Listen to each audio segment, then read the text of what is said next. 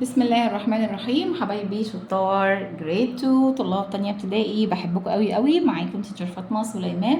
وفي فيديو النهارده هنشرح مع بعض lesson 2 من يونت 1 من منهج كونكت للشرح والحل من كتاب المعاصر.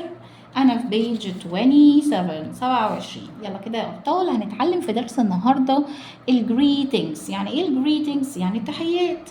لما نسلم على حد الصبح غير لما نسلم على حد بالليل، غير لما نسلم على حد وقت الظهر. كل وقت وليه الجريتنج بتاعته، التحية بتاعته. طب لو هقابل حد الصبح هقول له ايه؟ جود مورنينج، جود مورنينج، جود مورنينج، يعني صباح الخير. طب هقابل حد الظهر هقول له جود افترنون، جود افترنون، جود افترنون، يعني مساء الخير. طب لو هقابل حد بالليل برضه هقول له جود ايفنينج، جود ايفنينج، جود ايفنينج، يعني مساء الخير. ايه ده؟ طب ما هي دي يا تيتشر دي بقولها امتى؟ دي بقولها بالليل، اول ما الدنيا تضلم كده تقول جود ايفنينج. طب دي بقولها امتى؟ والشمس طالعه قويه قوي وقت الظهر وبقول جود افترنون. وقت الظهر هقول جود افترنون، والصبح بدري هقول جود مورنينج، جود مورنينج. طب خلاص بقى بالليل قوي ورايح تنام هتقول ايه؟ جود نايت، جود نايت، تصبح على خير، جود نايت. طب تعال نشوف بقى الاكسترا فوكابلري معايا. الكلمات الاضافيه عندي سكاي، سكاي سما، سكاي. مون، مون قمر، مون. sun، sun شمس، sun. comes up، comes up، comes up تشرق، comes up تشرق، comes up تشرق. goes down، goes down، goes down، يعني تغرب. الشمس وهي لسه طالعه الصبح بدري بنقول عليها ايه؟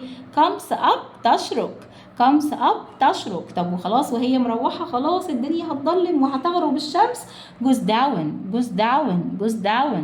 طب يعني ايه يوم؟ يوم يعني day، يوم يعني day. اوكي يلا يا ابطال نشوف اللي بعد كده ايه. هنا برضو بيقول لي read match and trace. هنا good morning، good morning هنعمل لها match. good afternoon، good afternoon.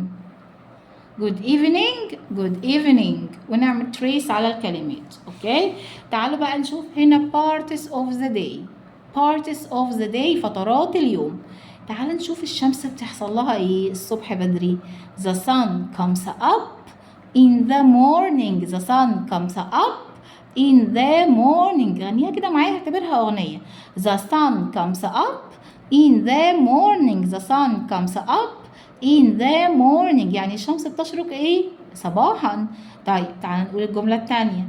the sun is in the sky، the sun is in the sky in the afternoon.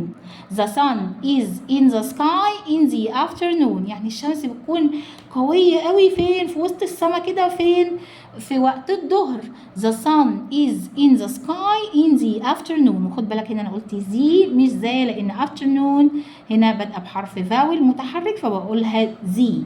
يبقى يلا نقولها تاني. the sun is in the sky in the afternoon.